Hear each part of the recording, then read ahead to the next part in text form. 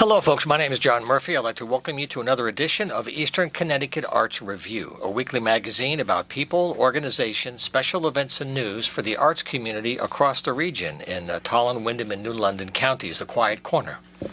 I'm here with you live with my co-producer Matt Rupar every Wednesday, a little about 5:30 or so. And we look at the arts all in the region. And today we're going to focus on the good work of the Windham Textile and History Museum. October is a very busy month with some great programs. And we're also going to share some other news and some events with you later in the show today. So it's good to have you on board here. We're also recording these on video for Charter for a new channel that they're setting up there as part of their great public access programming on Channel 192. There's also two other shows on WILI that are on there now.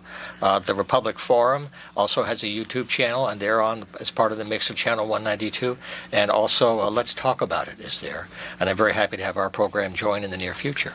But right now, anyway, I'm very happy to have back in the studio again Bev York. I've been with her many times in the studios over the years. Bev, it's good to have you back in the house. Thank you so much. It's great to be here. Yes, indeed. So I'm going to get out of the way for a few minutes and let you run down this calendar because things are starting right away.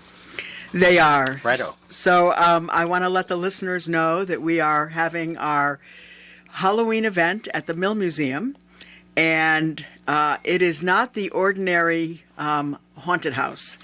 Our event is based on history, and we have taken some kind of creepy theme, and we do these events. And last year, because of COVID, we moved into the Windham Mills, so we have a gigantic space.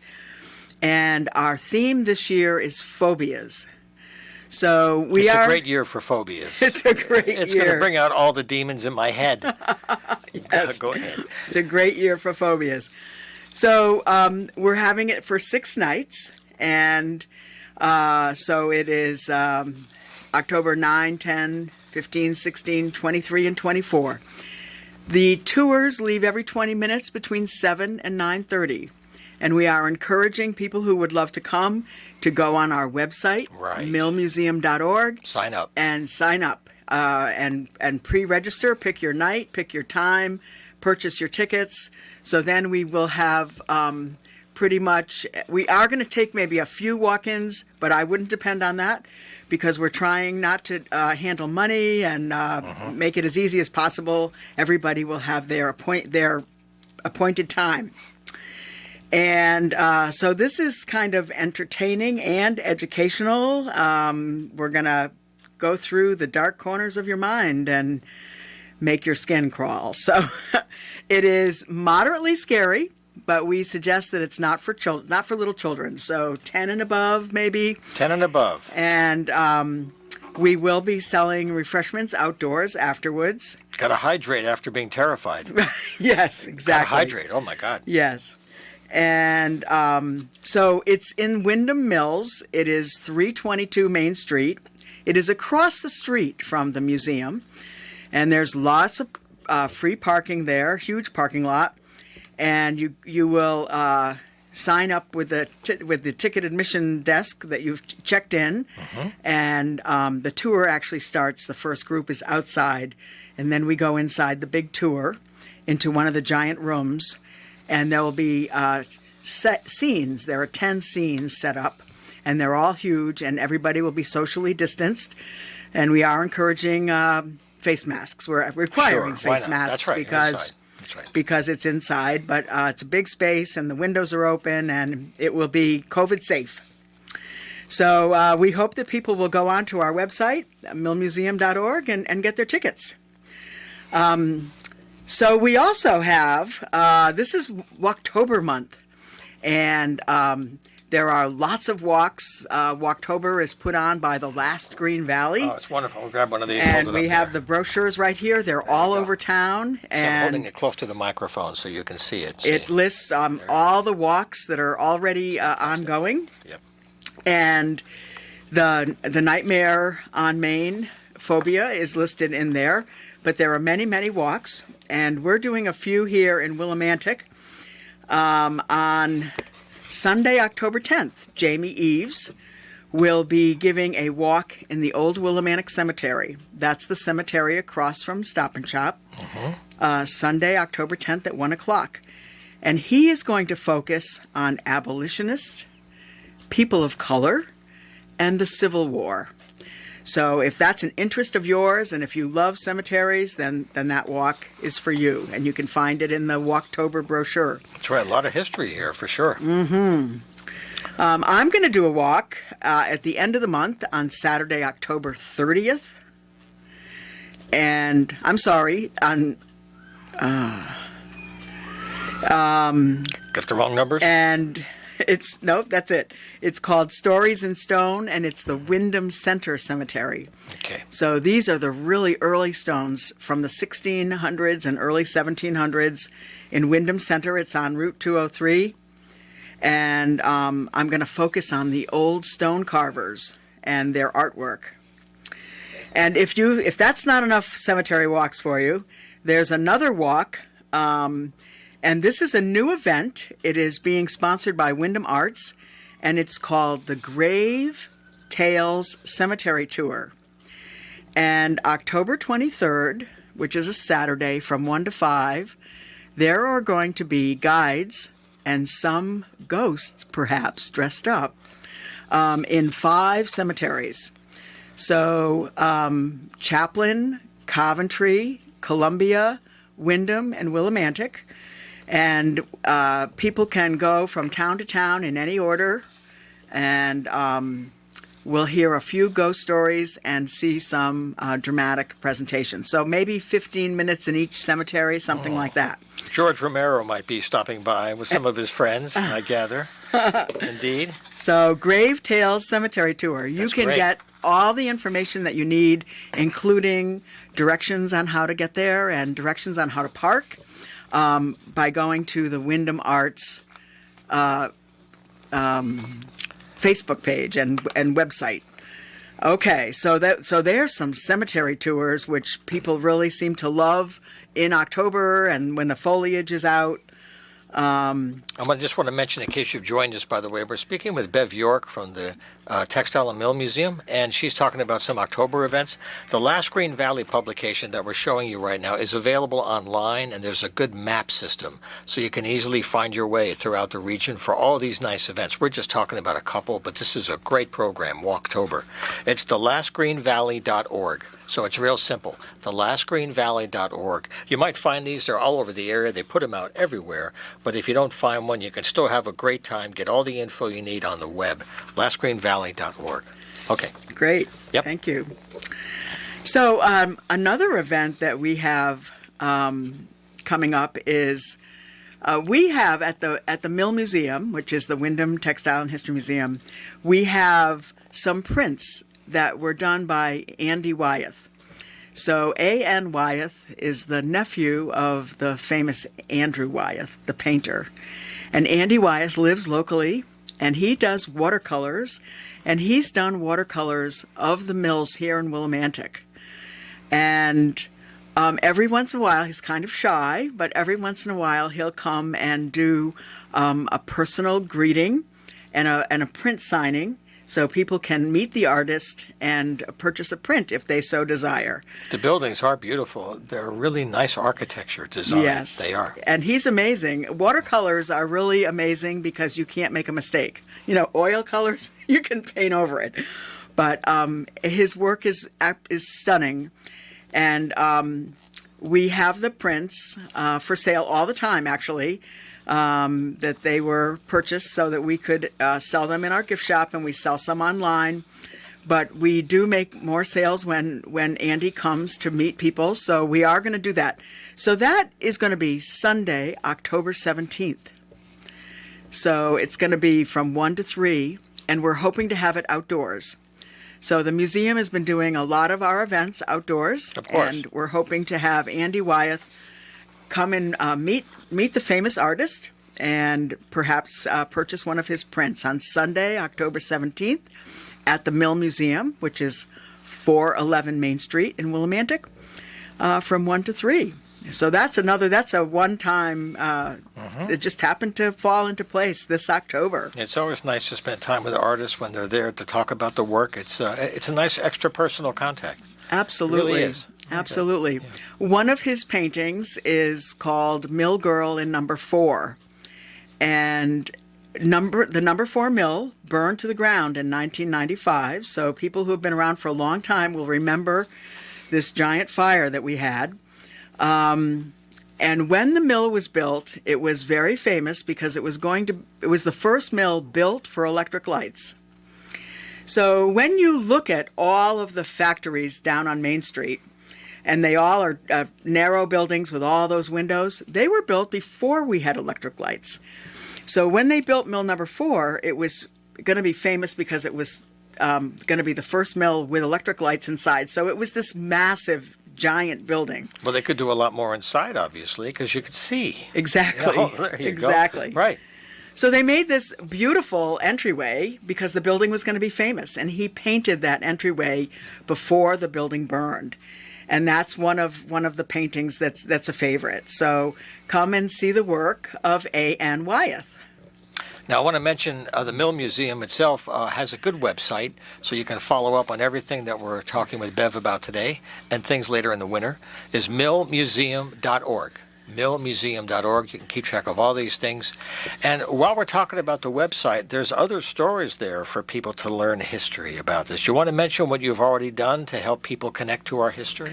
Absolutely. Yeah. We have a huge amount of information on our website. There are a great many articles that were written by Jamie Eves of all kinds of topics locally. There is an education tab where I have a lot of information for teachers. There's a PowerPoint about a French-Canadian family moves to Willimantic. There's a PowerPoint about an Irish family moves to Willimantic to work in the mills, based on real families that came here in the 1800s. There's lots of activities for kids. So there's a great wealth of historical information. There's a lot of photographs also. But there's the main feature when you first come on the website, on the homepage, is our calendar of events. Yep. And right now, the first thing that you see is a link that goes right to the Purple Pass to purchase tickets for our upcoming event. Yeah, the Phobia. Nightmare on Main, Phobia. Yeah, that's right. Yes. Yeah, once again, that's coming up soon. That starts in just a few days, so that's a big event. Bring some friends, but sign up ahead of time because they want to control traffic and make sure everybody has a nice time. So just go to the website there, and that's at 322 Main is where the terror is located. Yes. Yeah, just bring in there with the hose and hose them off at the end. Now, I have to ask you one thing, too. We have a few more minutes with Bev York. Since you were one of the founders, and you mentioned 33 years ago, all these years, talk about history, 3 decades is a heck of a lot, and a lot of it's preserved. But what are some of the big changes that you've noticed over the years that folks who are new to the area might not really deeply appreciate how quiet local living has its own life, it has its own cycles, and things change all the time? Mm-hmm. So when the museum first opened, the American Thread Company moved away in 1985, and the museum incorporated in 1987 and opened to the public in 1989. We had the main building at that time, which was our social exhibits. We have a tenement house of how the workers lived, That's right. The immigrants, and then we have a couple of rooms from the Grand Mansion of Management. And then, for many years, we did not have an industrial exhibit, but that opened later, a few years later, with machines that tell the story of how they made thread inside the mill. So the mill here in Willimantic, we had many different textile mills, actually, and cotton mills and velvet mills, but the American Thread Company was just thread. They did not weave cloth, and it became one of the largest companies in the country. World-renowned, too. World-renowned. World-renowned. So now we have our industrial exhibit that tells the story of how the thread is made. In recent years, we were very lucky to have some grants. Some of them were procured by the town of Windham, and we got our building painted, which it really needed, so it looks like we're can show off our wonderful, distinctive Victorian architecture. And we also have now air conditioning, and we had some air conditioning before, but it didn't work. So now we have air conditioning, and it all works. So there's been a lot of maintenance improvements. Well, at least you're catching up to the 20th century. Yeah, we're working on it. There you go. So I always used to say, well, you wanted the sweatshop experience, so here it is. But anyway, so we have a lot of wonderful improvements that way. And so now our focus is working very hard to make sure that we can sustain the facility and the institution through these tough times. So we encourage residents, local and far, to support us. We have a membership. We have a capital fund every year. And then we have many fundraising activities, including Nightmare on Main, which starts Saturday, October 9th, coming up. And that's why we have you on today. It's pretty good timing, I would say. Excellent. And also, I think before we close, do you want to mention, because you have all this space, how this is created? How many people are quietly really working hard to put together these experiences? And there's so many zones. Each one is its own little movie set, kind of, right? Right. Okay, so we have a committee of 4 people that sort of write the scripts and plan with ideas from everybody. And then we have maybe 25 in the cast and a few people who will do backstage work.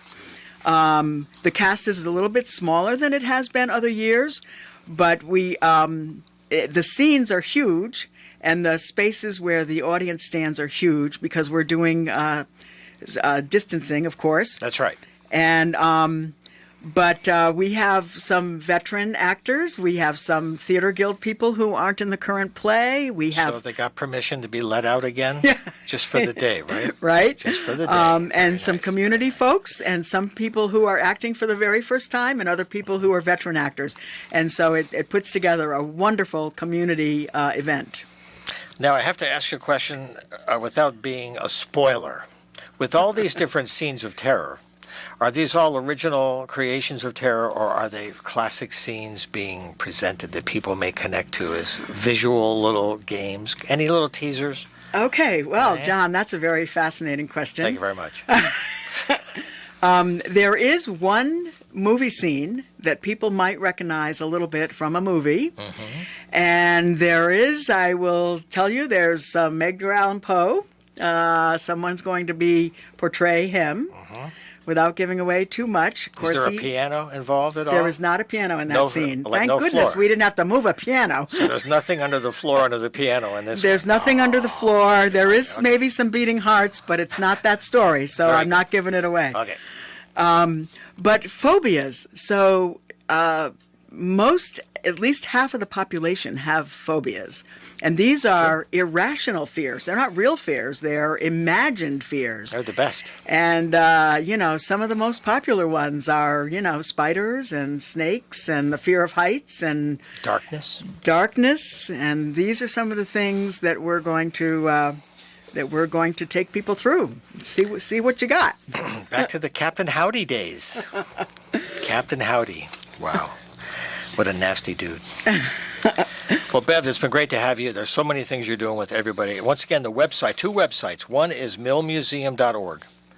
That's how you can find out about all these programs, and you can sign up for the whole phobia and bring some friends and share the terror. And then thelastgreenvalley.org is for this whole Walktober thing. That's really just a great resource for the whole season. Now, coming up now, we have a new issue of Neighbors coming out. Some of you know about this wonderful newspaper. It's published every month. It's for free. It's in over 100 locations all around the region. It's a great local regional publication.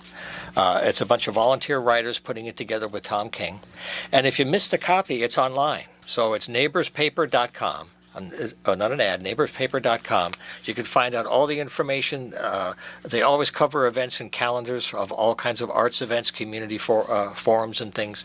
So that's a good website. And everything is there in color, and there's an archive, because these issues don't necessarily date. You have a whole month's worth of reading, and then all of a sudden, a new month, there's a new issue coming out. But the archive's always there, and that's at neighborspaper.com. A couple more things I want to mention that are very timely. There's going to be a special Interfaith COVID Remembrance Service happening October 3rd in Gilson Square, right in Willimantic. It's going to be from 1 to 2:30. I want to get the timing right.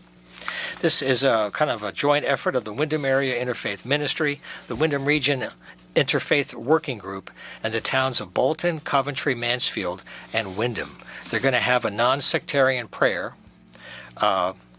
opportunities for communal and individual expressions of loss, and there'll be music with Bruce John and the E.O. Smith Chamber Singers. So it's all about sharing the spirit and remembrance, recovery, and staying positive in a very difficult time. And it's going to be at Gilson Square Sunday, October 3rd from 1 to 2:30. Rabbi Jeremy Schwartz and also Pastor Jim Mercurio were very involved with the whole team to put this together for this weekend. If you have a chance, go out, share the spirit.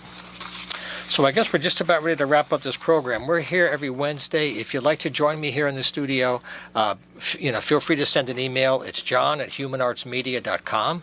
Be very happy to have you here to share your story. And these programs are also repeated on my other program on WECS at Eastern on Wednesdays between 12 and 3. So whenever I have a guest here with me on WILI, it's going to end up locally on Channel 192 thanks to Charter Spectrum and WECS on Wednesdays. So have a great week ahead, and we'll see you next time. You take care of yourselves. And Bev, thanks for being here once again. Thank you so much. Okay, take care.